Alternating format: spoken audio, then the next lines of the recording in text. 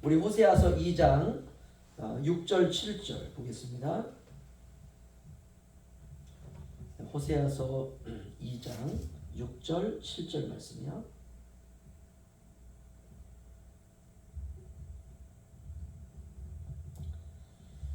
우리 한 목소리 함께 읽도록 하겠습니다. 시작. 그러므로 내가 가시러 그 길을 막으며 담을 쌓아 그 길을 찾지 못하게 하리니 그가 그 사랑하는 자를 따라갈지라도 미치지 못하며 그들을 찾을지라도 만나지 못할 것이라. 그제야 그가 이르기를 내가 본 남편에게로 돌아가리니 그때의 내 형편이 지금보다 나았음이라 하리라. 아멘. 네, 오늘은 그 호세아서 지난 4번의 그 설교를 좀 정리를 하는 그런 시간으로 갖도록 하겠습니다. 좀 편안하게 들으시면 될 것 같습니다. 사람들에게 있는 육체의 본능이 하나가 있는데요. 그게 뭐냐면 내 마음대로 살아보는 겁니다. 우리가 예수님을 믿기 전에는 누구나 다 그렇게 삽니다. 내 마음대로 살아요. 물론 상황이 여의치 않아서 부모님이 가난하고 가정이 가난하고 그래서 내가 내 마음대로 살고 싶지만 그렇게 살 수 없는, 부모님도 일을 해야 되고 그리고 우리들도 부모님을 도와서 가급적이면 절제하고 아끼고, 그렇죠? 다른 친구들은 다 가정이 좀 괜찮아서 자기 마음대로 사는 것 같지만 그렇지 못한 그런 환경도 있습니다. 아무튼 그러다 우리가 예수 그리스도를 믿고 난 이후에는 내 마음대로 살 수가 없어요. 그렇죠? 이게 바뀐 거예요. 이게 예수 믿기 이전과 예수 믿고 난 이후의 삶의 가장 큰 전환점이 뭐냐? 예수 믿기 전에는 막 내 마음대로 살아도 아무 문제, 누가 타치할 사람도 없고, 내 마음대로 사는 인생의 끝은 그냥 누구나 다 끝나는 그 죽음이기 때문에 다 그렇게 사니까. 그런데 예수 그리스도를 믿고 난 이후에는 내 마음대로 살 수가 없습니다. 그럼 어떻게 사느냐? 주님께 매여 사는 거예요. 그럼 주님께 매여 산다고 하니까 내가 마치 주님의 종이 되어가지고 내가 억압당하는 것처럼 그렇게 느낄 수가 있지만 그렇지 않습니다. 우리가 주님께 매인다라는 말은 주의 사랑에 매이는 것입니다. 그럼에도 불구하고 예수를 믿고 난 이후에도 사람들 가운데 많은 사람이요, 내 마음대로 살려고 하는 사람들이 굉장히 많습니다. 그래서 그거를 조금 건드리려고 하면 큰일 나요. 큰 싸움 나요. 교회를 막 떠날 수도 있어요. 그래서 가급적 그걸 건드리지 않습니다. 신앙이고 뭐고 따질 것도 없이 그냥 내 마음대로 좀 살고 싶은 거예요. 그래서 세상에는 이제 그렇게 누구 간섭받지 않고 사람들로부터 상처받고 공동체 가운데 살면서 여러 가지 많은 그런 어려움을 겪었던 사람들이 이제 그런 공동체로부터 뚝 떨어져 나와가지고 진짜 내 마음대로 살 수 있는 그런 환경 가운데 들어가는 사람들을 이렇게 부릅니다. 자연인, 이렇게 불러요. 그래서 TV 프로그램도 나는 자연인이다 이런 프로가 있어요. 다시 말하면 산이나 강이나 바다 근처에 나무가 있고 그 다음에 물이 있고 강이 있고 먹을 것이 있는 그런 곳에 내가 거처를 마련하고 그리고 사람들과 접촉이 없는 그런 곳에 들어가서 혼자 사는 사람들, 이런 사람들을 자연인이다 이렇게 부릅니다. 50대 이후에 특별히 육지에 있는 그 수많은 사람들은 자연인으로 노후를 살고 싶은 그런 로망이 있습니다. 그럼 저는 이 시간 자연이라는 말이 도대체 무슨 말인가 이것부터 좀 살펴보기를 원합니다. 성경은 자연이라는 말을 쓰지 않습니다. 우리는 모든 이런 세계를 보면서 이걸 자연이다 이렇게 배웠어요. 초등학교 때부터 우리가 자연. 그래서 우리가 자연학습 하면은 이런 산이나 강이나 들로 나가서 거기서 메뚜기도 잡고, 그다음 거기서 풀 종류도 배우고 이게 논이구나, 이게 벼구나, 이게 배워요. 이거 자연학습이라 그래요. 그런 곳에 있는 곳을 자연학습장이라 그래요. 그래서 자연, 네이처라는 말이 영어로는. 성경은 그런 말을 쓰지 않습니다. 자연이라는 말을. 그럼 성경은 어떻게 말을 쓰냐? 피조세계 이렇게 말해요. 좀 더 성경적인 용어를 쓴다면 하나님께서 창조하신 세상 이렇게 말해요. 태초에 하나님이 천지를 창조하시니라. 이 모든 것은 하나님에 의해서 창조된 세상 이렇게 말합니다. 그런데 세상은 자연이라고 불러요. 하나님은 모든 것은 다 피조물이다 이렇게 부릅니다. 이 피조물이다라는 말은 지음을 받았다라는 것이에요. 성경은 이 부분을 아주 명확히 해요. 이 모든 것, 산이나 강이나 나무나 구름이나 인간이나 동물이나 식물이나 뭐 바닷속에 있는 고기나 이 모든 것은 너희의 눈에 보이는 것, 눈에 보이지 않는 모든 것까지도 다 하나님으로부터 지음을 받았다. 명확히 합니다. 창조되었다라고 하는 것을 확실히 해요. 이 말은 너희는 창조된 거야, 너희는 지음을 받은 거야, 너희는 피조물이야 라는 말은 뭐냐면 지은 분의 목적이 있다는 거예요. 우리를 만드신 분의 뜻이 있다는 것이요. 한마디로 말하면 네 맘대로 못 산다 이겁니다. 우리가 컵을 하나 시장에 가서 딱 사가지고 왔어요. 이거 지 맘대로 살 수 있습니까? 절대로 못 살아요. 이 컵이 발이 달려가지고 주인은 이걸 가지고 물컵을 하려고 하는데 이 컵이 자꾸 밥그릇이 되려고 해요. 그러면 안 되죠. 자기 맘대로 안 되는 거예요. 우리가 이런 그릇이라든지 여러 휴대폰도 마찬가지고 그렇죠. 이거를 사려고 하면 이거 산 사람의 뜻이 있는 거예요. 그 사람의 목적이 있는 거예요. 근데 이 휴대폰이 자꾸 밥그릇이 되려고 해요. 그러면 이거 못 쓰는 거죠. 그렇죠. 하물며 하나님께서 지은 피조물은 하나님의 뜻이 있는 거예요. 하나님의 목적이 있는 것입니다. 그런데 사람들은 그걸 싫어해요. 내 인생 내가 마음대로 살아야지 왜 내 인생에 하나님이 와가지고 간섭하느냐. 그래서 기독교를 믿지 않습니다. 그리고 내 자연스럽게 살 수 있는 다른 종교를 막 찾아가요. 그런데 기독교를 믿는 사람들 가운데서도 하나님이 우리 인생에 간섭에 들어오는 것을 굉장히 싫어하는 사람이 있어요. 그렇게 간섭에 들어오면 억압받는다고 생각합니다. 나도 자유가 있는데 왜 내 마음대로 살지 못하느냐. 목사님 왜 내 마음대로 못 살게 그렇게 말씀하시는 거예요. 이렇게 얘기를 합니다. 그래서 이 세상을 향해서 사람들은 이렇게 불러요. 자연 이렇게 부릅니다. 그러면 자연이라는 뜻이 뭐냐 알아야 되잖아요. 그렇죠? 하연아, 자연 할 때 자자가 무슨 자자가? 스스로 자자예요. 스스로 자자. 연자는 그럴 연자입니다. 그러니까 사람들이 부르는 자연이라고 하는 것은 스스로 자자의 그럴 연자예요. 이거를 합치면 무슨 말이 되냐면 이런 말이 되는 겁니다. 스스로 존재한다 이 말이에요. 어디서 많이 들었죠? 하나님께 모세가 떨기나무 가운데 양들을 치고 있을 때에 하나님께서 떨기나무에 불을 붙이시면서 거기 찾아오십니다. 모세가 가만히 보니까 떨기나무에 불이 붙었는데 이게 타지를 않는 거예요. 너무 신기한 불 아닙니까? 그래서 거길 가까이 가는데 그 음성이 들리는 거예요. 모세야 모세야 가까이 오지 마라. 네가 가까이 오면 너 타 죽을 수도 있다. 모세가 깜짝 놀랐죠. 그래서 모세가 그분께 이름을 묻습니다. 당신의 이름이 뭡니까? 그때 하나님께서 이름을 가르쳐줍니다. 나는 여호와라. 나는 스스로 있는 자다. 결국 자연이라는 뜻이 뭐냐? 신이라는 뜻이에요. 신. 그러니까 우리는 자연이라고 부르면 안 됩니다.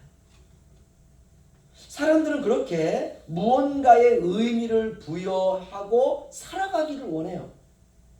하나님만 아니면 되는 거예요. 그런데 이스라엘도 그랬다는 것입니다. 이스라엘 백성들도 내 마음대로 살고 싶은 거예요. 그런데 왜 자꾸 내 마음대로 살지 못하게 해요? 하나님 이겁니다. 이것이 바로 이스라엘 백성들의 비명이었어요. 소리였어요. 내 생각대로, 내 의지대로, 내 감정대로 그렇게 살아왔어요. 이스라엘 백성들이. 생각과 감정과 의지를 담을 수 있는 그릇은 우리의 몸뚱아리 아닙니까? 그렇죠? 쉽게 말하면 이스라엘 백성들이 내 육체가 원하는 대로 살고 싶다는 거예요. 이스라엘 백성만 그런 것이 아니라 사실 우리도 그렇습니다. 우리 호세아서 책갈 펴놓으시고요. 로마서 1장으로 한번 가보겠습니다. 로마서 1장 21절에서 24절 보겠습니다. 로마서 1장 21절에서 24절이요. 240페이지에 있습니다.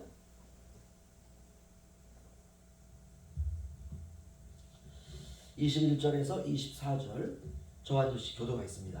하나님을 알되 하나님을 영화롭게도 아니하며 감사하지도 아니하고 오히려 그 생각이 허망하여지며 미련한 마음이 어두워졌나니 스스로 지혜 있다 하나 어리석게 되어 썩어지지 아니하는 하나님의 영광을 썩어질 사람과 새와 짐승과 기어다니는 동물 모양의 우상으로 바꾸었느니라. 그러므로 하나님께서 그들을 마음의 정욕대로 더러움에 내버려 주사 그들의 몸을 서로 욕되게 하지 하셨으니.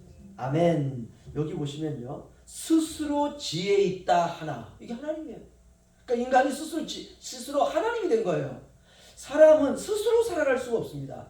모든 하나님께 지음받은 사람은 하나님을 의지해서 살아가야 돼요. 모든 게 그렇습니다. 그런데 그런 인간이 생각이 허망하여지고 미련한 마음으로 어두워지니까 스스로 지혜 있다고 생각하고 내가 스스로 살아가야지 이렇게 생각했다는 것이에요. 육체의 욕심대로 스스로 살기를 원했다는 것입니다. 그러면 육체는 무엇을 원하는가? 육체는 욕망, 무언가를 욕망합니다. 무언가를 계속 추구하려고 해요. 내 안에 욕망대로 살고 싶은 것, 이게 육체입니다. 그럼 어떻게 되느냐? 육체대로 살면 죽음으로 수렴합니다. 하나님을 떠난 인간의 종류가 많은데요, 제가 한번 나열을 좀 하겠습니다. 첫 번째는 돈을 추구하는 인간이 있어요. 하여튼 돈을 갖다 계속 돈만 추구해요. 두 번째는 육체를 추구하는 인간이 있습니다. 어떻게 해서든 내가 건강하기 위해서. 세 번째는 지식을 추구하는 인간이 있어요. 네 번째는 식욕을 추구하는 인간. 요즘에 먹방이라는 채널이 많아가지고 대한민국 전체가요, 이 먹방 팬이에요. 먹는 거. 요즘 텔레비전 틀어도 맛집 소개하는 프로그램이 너무너무 많아요. 전부 먹는 거예요. 또 어떤 사람은 감성을 추구하는 사람이 있어요. 어떤 사람은 권력을 추구하는 사람. 어떤 사람은 종교성을 추구하는 사람. 어떤 사람은 소유를 추구하는 사람. 무엇이든 막 가져야 돼요. 다. 어떤 사람은 도덕을 추구하는 사람. 그런데 각자 이렇게 출발은 다 다르지만 도착하는 곳은 다 동일합니다. 이걸 수렴한다 이렇게 말할 수 있어요. 그럼 어디로 수렴하느냐? 죽음으로 수렴합니다. 돈을 추구하는 사람도 결국은 죽고, 육체를 추구하는 사람도 결국은 죽고, 쾌락을 추구하는 사람도 결국은 죽고, 도덕을 추구하는 사람도 결국은 죽어요. 그 왜 죽느냐? 죄 아래에 있기 때문에 그렇습니다. 모든 인간은 다 죄 아래에 있습니다. 태어나면서부터 죄의 지배를 받아요. 이 죄를 극복하기 위해서 하나님께서 이스라엘 백성들에게 주신 게 뭐냐면 율법입니다. 율법 안에는 세 가지가 있는데, 첫 번째 의식법이 있고, 두 번째 시민법이 있고, 세 번째 도덕법이 있습니다. 그런데 특별히 의식법은 제사 제도를 말하는데, 이 이스라엘의 제사는 5가지 종류의 제사가 있는데요. 그 중에 번제와 소제와 속죄제라고 하는 이 3개의 제사는 죄사함과 관련이 있습니다.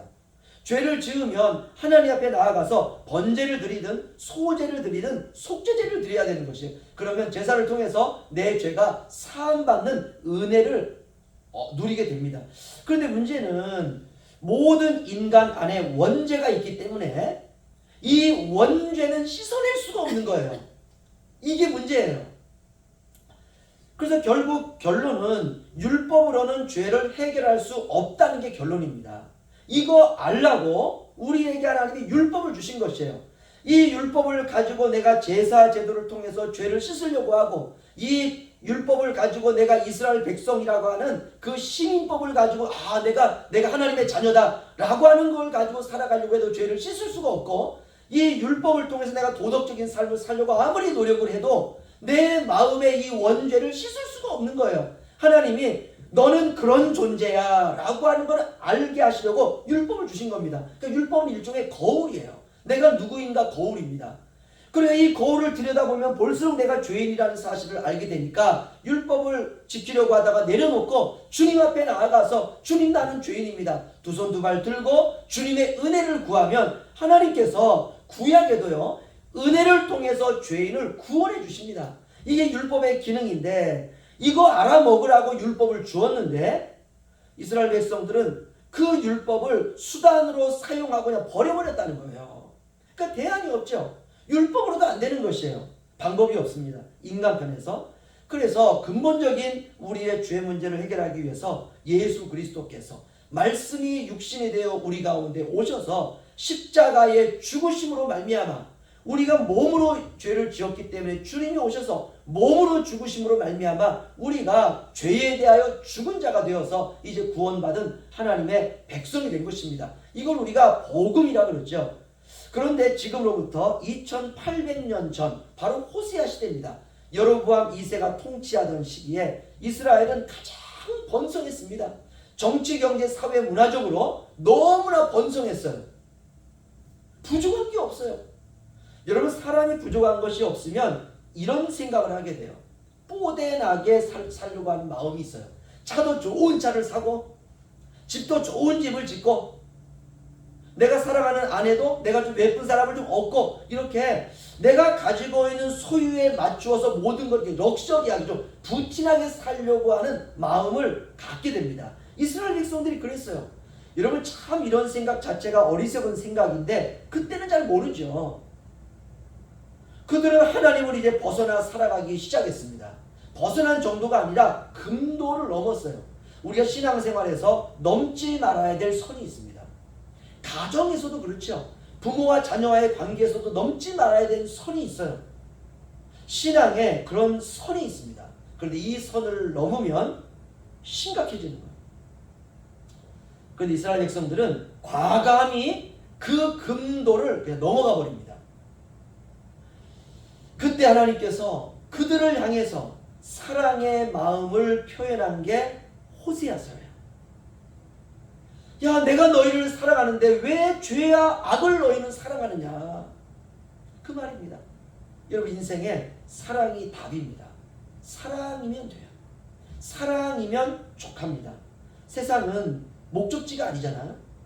목적지가 아닌 곳에서 마치 목적지인 것처럼 인생의 말뚝을 박으려고 한다면 그러면 이런 모든 인생은 죽음으로 수렴하는 것입니다.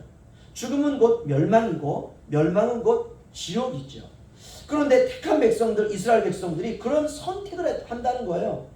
그런 그들을 향해서 하나님의 심판을 경고하고 심판으로부터 또 회복을 하나님께서 선언하고 약속하십니다. 그리고 하나님 이스라엘 백성들에게 말하는 거죠. 돌아오라는 것입니다. 돌아오라.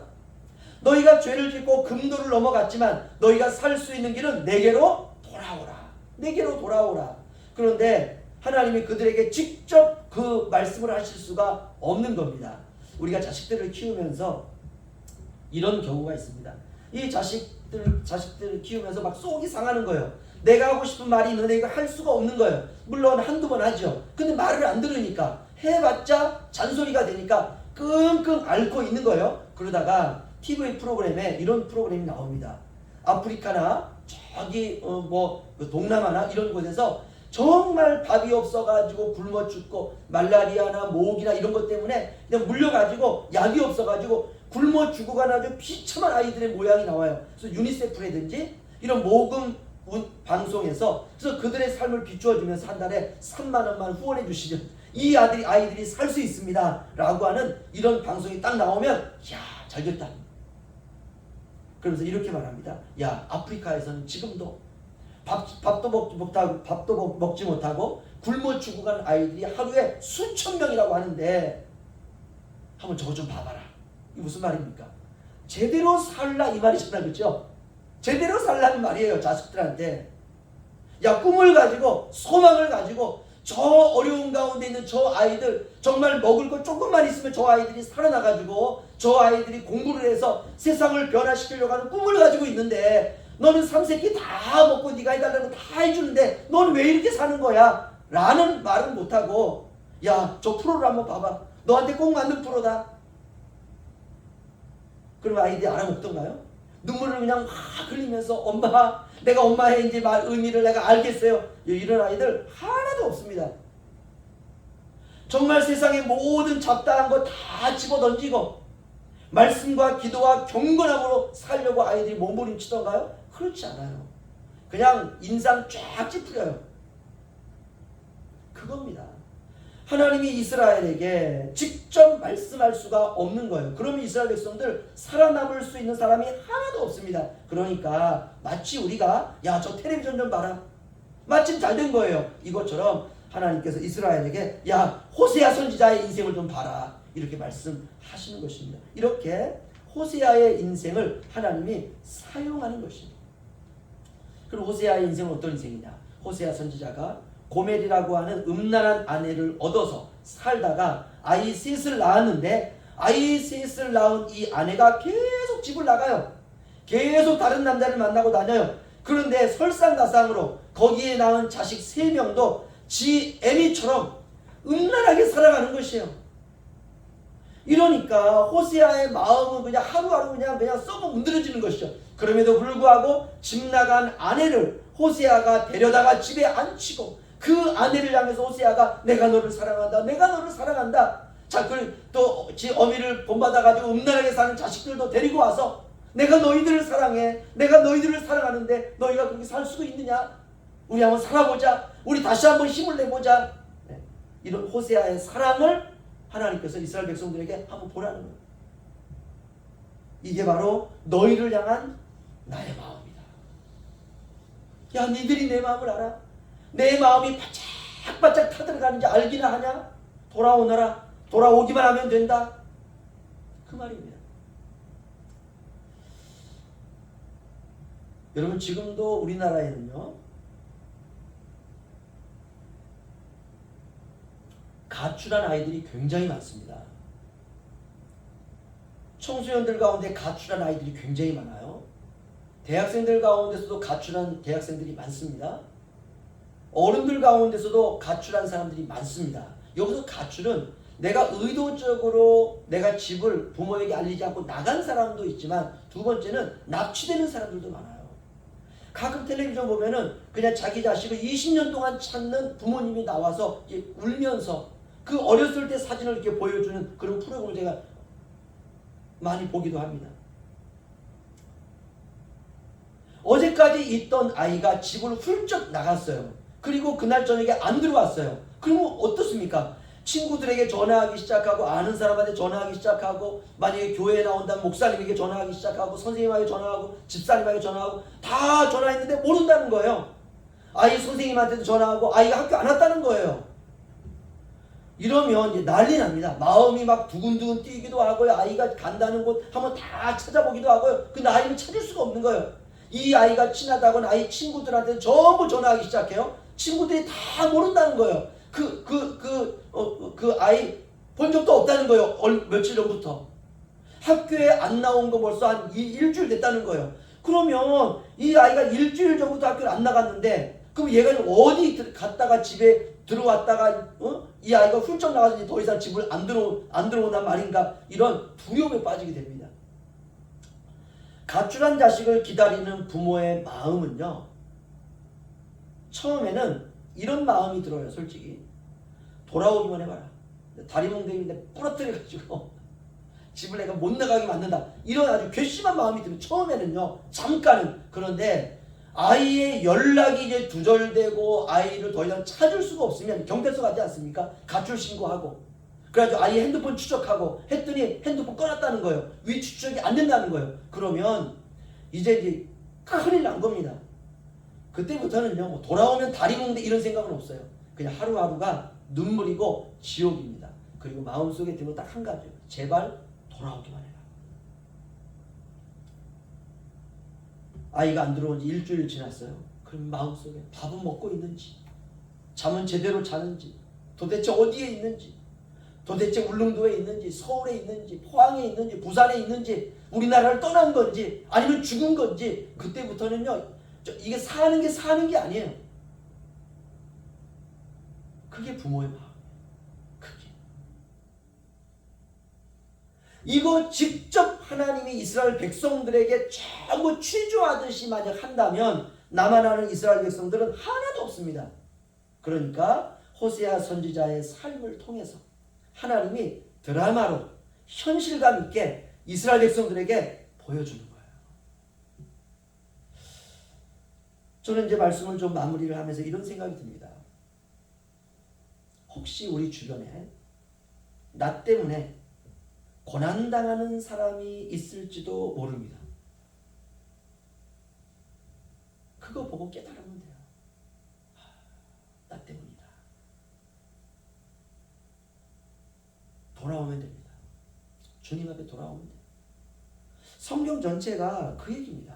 자식을 사랑하는 아비의 마음, 자식을 사모하는 어미의 마음. 그래서 하나님에게는 모성애도 있고 부성애도 있어요. 성경 어디를 보아도 전체가 다 호세아서의 말씀이에요. 여러분 이사야서를 한번 가보시죠. 앞으로 쭉 가시면 이사야서 1장. 이사야는 이 부분을 아주 실감나게 정확하게 콕 집어서 우리에게 말씀을 해줬습니다. 구약성경 968면에 있습니다. 구약성경 968면 이사야서 1장 1절에서 8절 말씀 저 한 절씩 교독하겠습니다.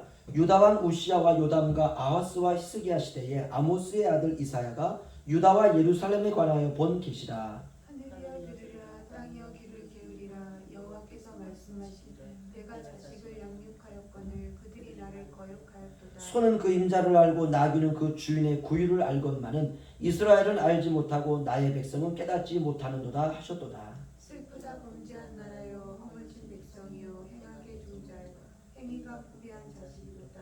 그들이 여호와를 버리며 이스라엘의 거룩하신 이를 만월히 여겨 멀리하고 물러갔도다. 너희가 어찌하여 매를 더 맞으려고 패역을 거듭하느냐. 온 머리는 병들었고 온 마음은 피곤하였으며 발바닥에서 머리까지 성한 곳이 없이 상한 것과 터진 것과 새로 맞은 흔적뿐이거늘 그것을 짝을 싸매며 기름으로 부드럽게 하며 받지 못하였도다. 너희의 땅은 황폐하였고 너희의 성읍들은 불에 탔고 너희의 토지는 너희의 목전에서 이방인에게 삼켜졌으며 이방인에게 파괴됨 같이 황폐하였고 딸 시온은 포도원의 망대같이 산울밭의 원두막같이 에워싸인 성읍같이 겨우 남았도다. 아멘. 어떻습니까? 호세아하고 똑같죠. 이스라엘 백성이 하나님 버리고 전부 떠나가는 것이 그런 이스라엘 백성들 온 머리는 병들었고 마음은 피곤하고 다 피폐하게 되는 것이 정말 비참하죠. 아버지를 떠난 삶은 그야말로 황폐한 광야입니다. 그런데 이사야서도 똑같습니다. 돌아오라는 거예요. 돌아오면서 한다는 거예요. 집 나간 자식이 다시 회복될 수 있는 길은 뭡니까? 돌아오는 거죠. 부모에게 돌아오는 것. 그런데 이런 사람들이 있어. 나는 다 두들겨 맞을 것 맞고 돌아오겠다. 이스라엘 백성이 꼭 그렇게 사는 것 같아요. 그냥 악각거리면서 죄와 뒹굴며 살아요. 틈만 나면 밖으로 도는 것입니다. 호세아는 이렇게 말하죠. 그러므로 내가 가시로 그 길을 막으며 담을 쌓아 그 길로 찾지 못하게 하리니 그가 그 사랑하는 자를 따라갈지라도 미치지 못하며 그들을 찾을지라도 만나지 못할 것이다. 그제야 그가 이르기를 내가 본 남편에게로 돌아가리니 그때 내 형편이 지금보다 나았으리라 하리라. 아멘. 돌아오면 사는 거예요. 이스라엘 백성들 다 터지고 깨어지고 병들고 난 다음에 그들이 본 남편에게로 돌아가리니 돌아가면 삽니다. 오늘 말씀을 통해서 알 수 있는 것은 가시나무로 울타리를 치시는 하나님. 이걸 우리가 사랑이라고 해요. 그 울타리 너머의 세계를 끊임없이 동경하는 이스라엘. 그 울타리 너머에 도대체 뭐가 있을까요? 모두 다 헛될 뿐입니다. 하나님은 저와 여러분을 지금도 사랑하십니다. 얼마나 사랑하시느냐. 생명을 내어줄 정도로 사랑하세요. 나를 위해 죽어버리셨어요. 왜요? 죄 아래 종로로 타는 저와 여러분을 구원하시려고. 이것보다 더 큰 은혜는 없습니다. 오늘 우리는 그 사랑을 다시 한번 확인해야 됩니다. 때때로 저는 이런 생각이 들어요. 내가 너무나 어둡다라고 그런 생각이 듭니다. 그런데 오히려 이것이 세상의 빛이 너무 밝으면요 별빛이 보이지 않습니다. 여러분 태양이 세상을 비추고 있을 때 도로의 가로등이 반짝반짝 빛을 내고 있다. 이것만큼 꼴불견이 없어요. 아니 대낮에 가로등이 켜 있는 거예요. 그런데 그 가로등 불빛이 좋다고 태양을 등지고 사는 것은 미련한 것입니다. 모든 피조 세계가 하나님의 사랑을 선포하고 있습니다. 모든 것이 다 사랑이에요. 모든 빛의 결론은 사랑입니다. 세상은 사랑으로 반짝이고 있어요. 바다도 사랑입니다. 바다의 그 반짝반짝거리는 것도 다 사랑이에요. 태양도 사랑이고 나무도 사랑이고 모든 것들 다 사랑입니다. 이 모든 하나님의 사랑을 우리에게 선포해 주고 있습니다. 우리가 이 사랑에 대하여 저와 여러분의 눈이 뜨이시기를 주의 이름으로 축원합니다. 이 세상의 주님께서 니들이 내 마음을 아느냐라고 하는 이 사랑의 음성에 저와 여러분이 주님, 제가 주님의 마음을 아는지 주께서 아십니다 라고 고백하며 살아가는 저와 여러분이 되시기를 주님의 이름으로 축원합니다. 기도하겠습니다. 주님